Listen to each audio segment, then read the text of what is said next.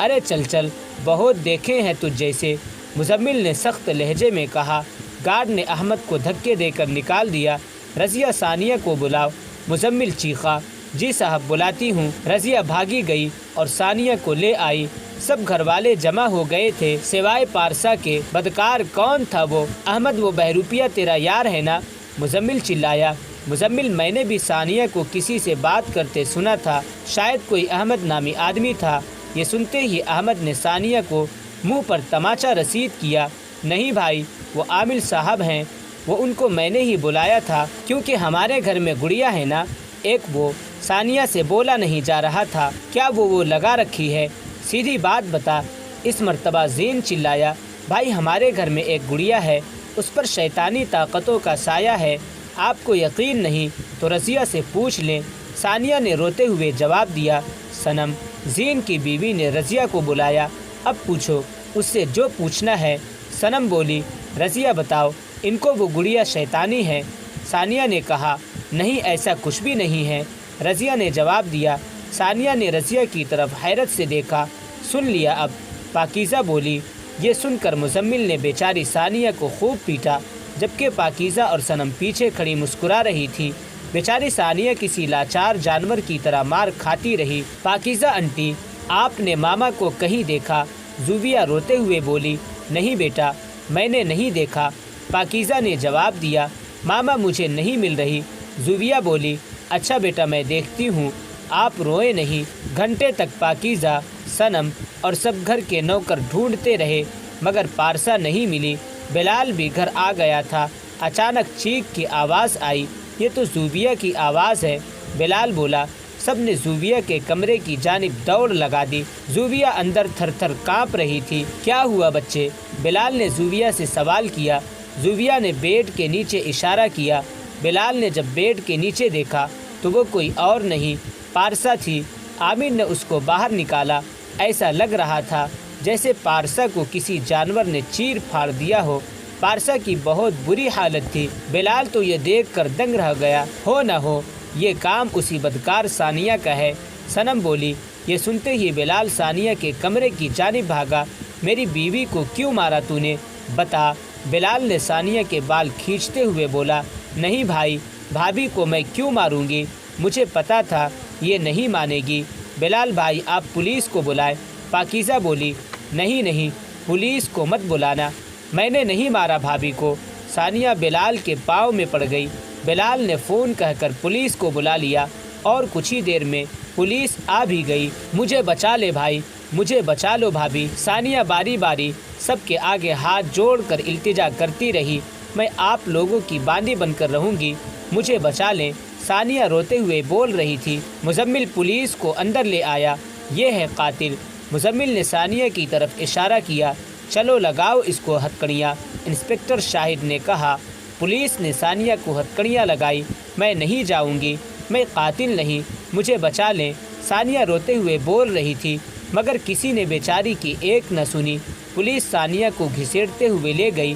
زوبیہ کی گڑیا کو ایک خوفناک عورت نے، جس کے منہ سے خون ٹپک رہا تھا، اپنی گود میں رکھا تھا۔ گڑیا کی آنکھوں سے خون نکل رہا تھا۔ جس کرسی پر وہ گڑیا بیٹھی تھی وہ تیز تیز ہلنے لگی۔ ٹی وی لاؤنج میں لگا فانوس نیچے گر گیا۔ فہد جو کمرے میں لیٹا تھا اس کے منہ سے خون جاری ہو گیا۔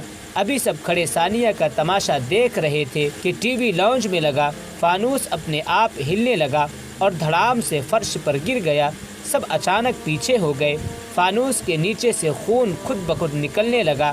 یہ دیکھ کر سب حیران و پریشان ہو گئے۔ کہیں ثانیہ سچ تو نہیں کہہ رہی تھی کہ گھر میں شیطانی قوتوں کا ڈیرا ہے؟ پاکیزہ نے سوچا۔ نہیں وہ تو تھی ہی جھوٹی۔ یہ سوچ کر پاکیزہ نے اپنے خیال کو جھٹلا دیا۔ مزمل کے فون پر گھنٹی بجی۔ جی السلام علیکم۔ فون پر کسی اجنبی کی آواز تھی۔ آپ مسٹر زید کے بیٹے بول رہے ہیں؟ جی بول رہا ہوں، مزمل نے جواب دیا۔ کار ایکسیڈنٹ کے باعث مسٹر زید انتقال کر گئے ہیں۔ کیا؟ مزمل کے منہ سے یکدم نکلا۔ کیا ہوا مزمل؟ پاکیزہ نے پوچھا۔ ابو نہیں رہے، مزمل نے روتے ہوئے جواب دیا۔ صنم کو فہد کے رونے کی آواز آنے لگی۔ صنم کمرے کی جانب بھاگی۔ جب صنم نے دروازہ کھولا تو دل دہلا دینے والا منظر اس کا منتظر تھا۔ فہد کے منہ سے خون نکل رہا تھا جس سے پورا بستر تر تھا۔ فہد میرے بچے کیا ہوا؟ صنم چیخی۔ صنم نے فہد کے قریب آ کر دیکھا تو اس کی آنکھیں بند تھی۔ صنم نے فہد کے ناک کے قریب اپنا ہاتھ کر کے اس کی سانس کو دیکھا تو فہد کو سانس بھی نہیں آ رہی تھی۔ زین زین صنم چلائی۔ سب صنم کے کمرے کی جانب بھاگے۔ کیا ہوا؟ زین نے پوچھا۔ صنم نے فہد کی طرف اشارہ کیا۔ زین فہد کے قریب گیا اور اس کا معائنہ کیا۔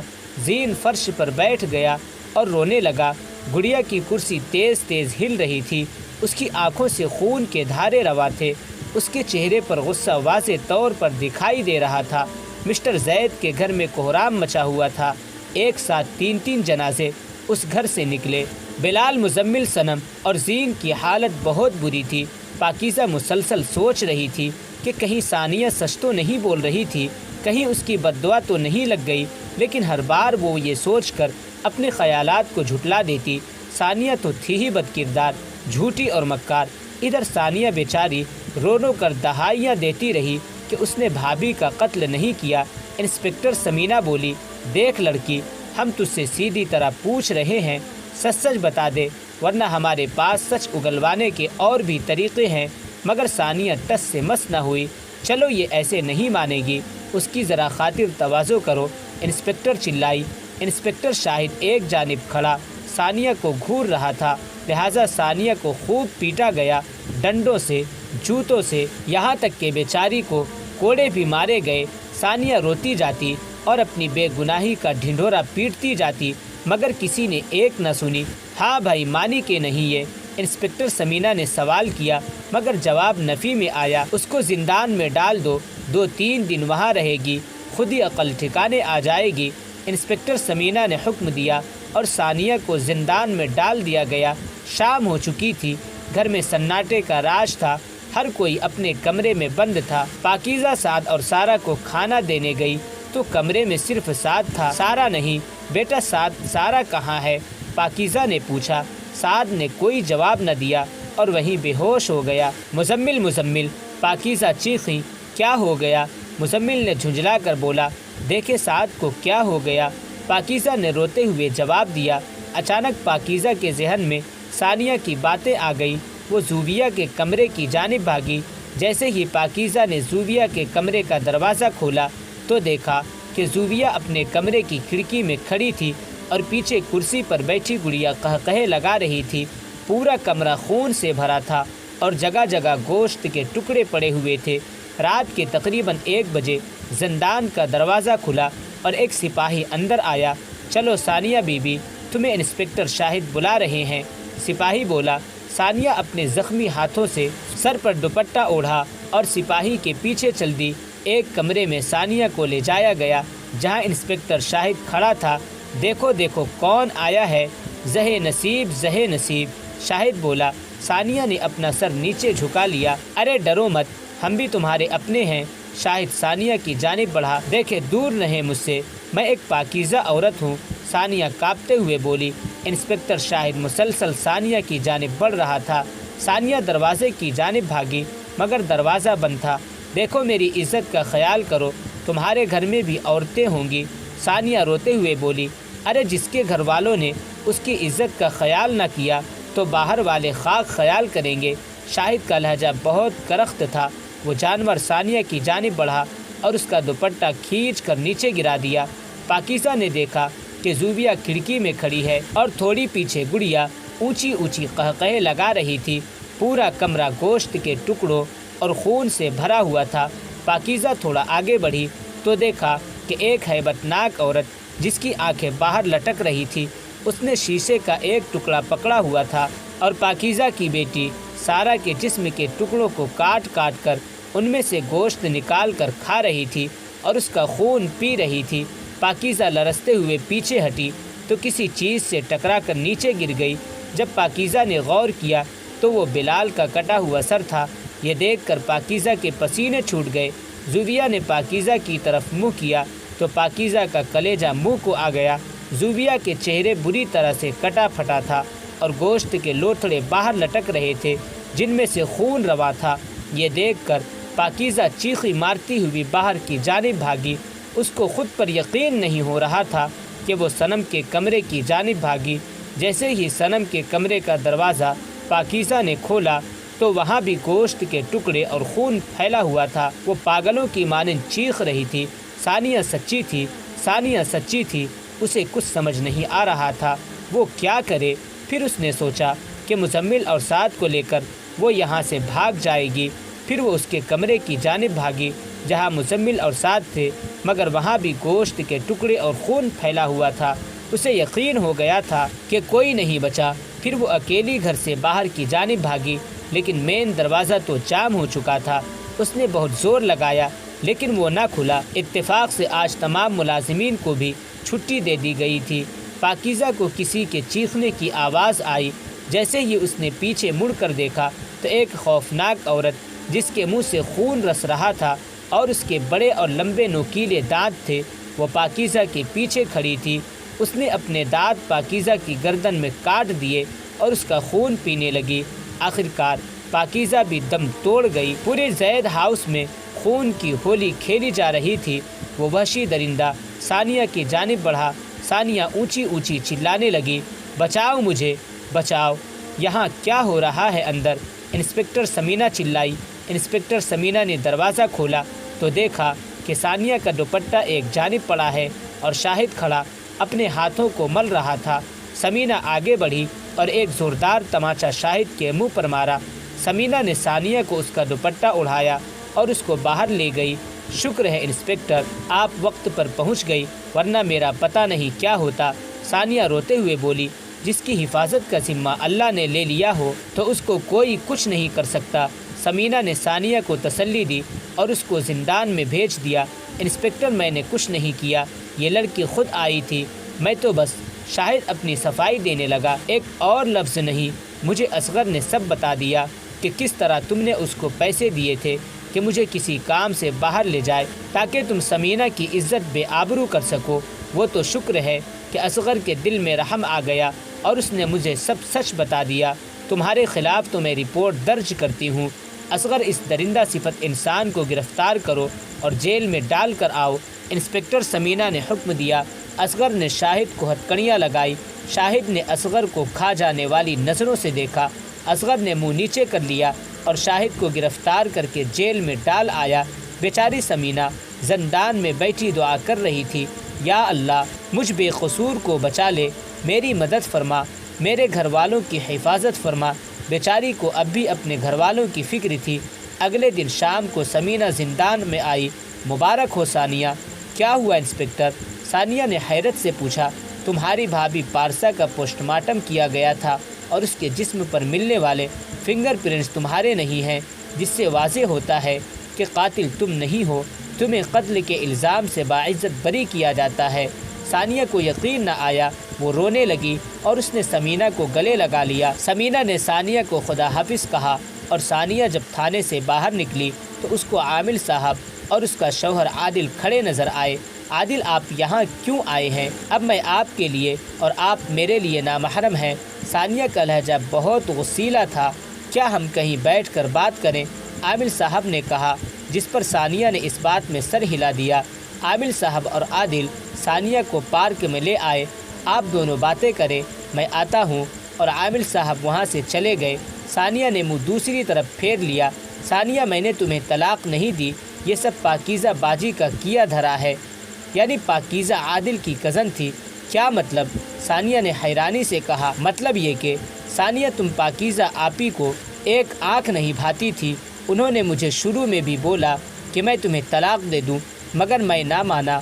پھر جب میں 6 ماہ کے لیے امریکہ گیا تو انہوں نے اس بات کا فائدہ اٹھاتے ہوئے طلاق کے ذیلی کاغذات تیار کروائے اور شور مچا دیا کہ ہماری طلاق ہو گئی ہے، اور اوپر سے تم نے بھی یقین کر لیا۔ عادل نے اپنی صفائی دی۔ میں آپ کا یقین کیسے کر لوں؟ ثانیہ نے سوال کیا۔ تم ان وکیل سے بات کر لو جنہوں نے یہ کاغذات تیار کیے تھے۔ ثانیہ کی عادل نے وکیل صاحب سے بات کروائی اور سب کچھ واضح ہو گیا۔ ثانیہ، یہ تم نے اپنی کیا حالت کر لی ہے؟ عادل ثانیہ کی حالت دیکھ کر دکھی ہو گیا۔ عامل صاحب واپس آ گئے۔